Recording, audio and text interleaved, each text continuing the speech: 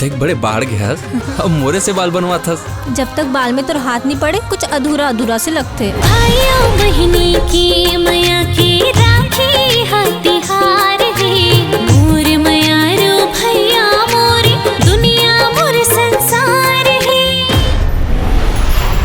अरे जाना अब का मुड़ी में चढ़ के जाबे।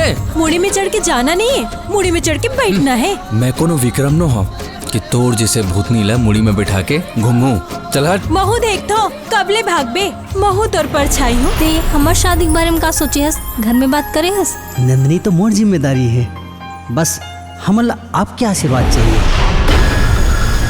तो के पता बाना यहाँ छत्तीसगढ़िया और भिखारी लोग का मनावा ए लड़की के हमार नजर से दूर कर दे।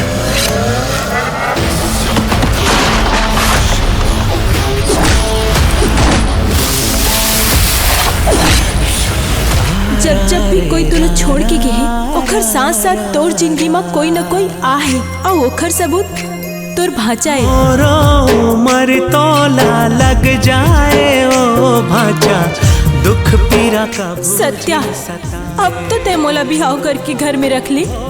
मैं एला माँ जैसे प्यार करूं, माँ जैसे पालूं।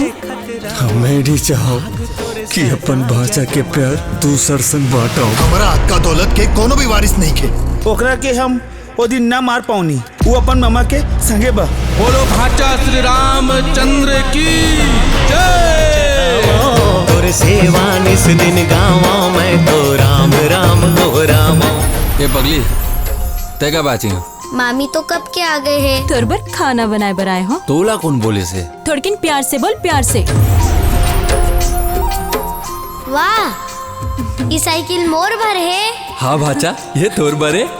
मोर मांगे से ही पहली सब कुछ कर दे तो मामा। देखो ला ब्रेन ट्यूमर हो है जो कभी भी फट सकता है। समय कम है, 4-5 महीना में इलाज करना जरूरी है। यहाँ ले 100 किलोमीटर दूर चंडी माता के मंदिर है, वहाँ ते अपन भांचा ला पैदल लेके जा। हमनी के पोता के लिए बिना तू सूरत भी झन दिखाई। तोर भरोसा मैया हाँ वे जिंदगी आज वो। तोर भरोसा दाई हाँ वे जिंदगी आज वो। कर दे त कृपा दाई राख मोर लाज वो। ओ आप मोर चांद जैसे मामा हो, मोर चंदा मामा। आज मोर भाचला तोला बख्शिला पड़ी, चाहे होकर बर मोला अपन जान देना पड़ जाए।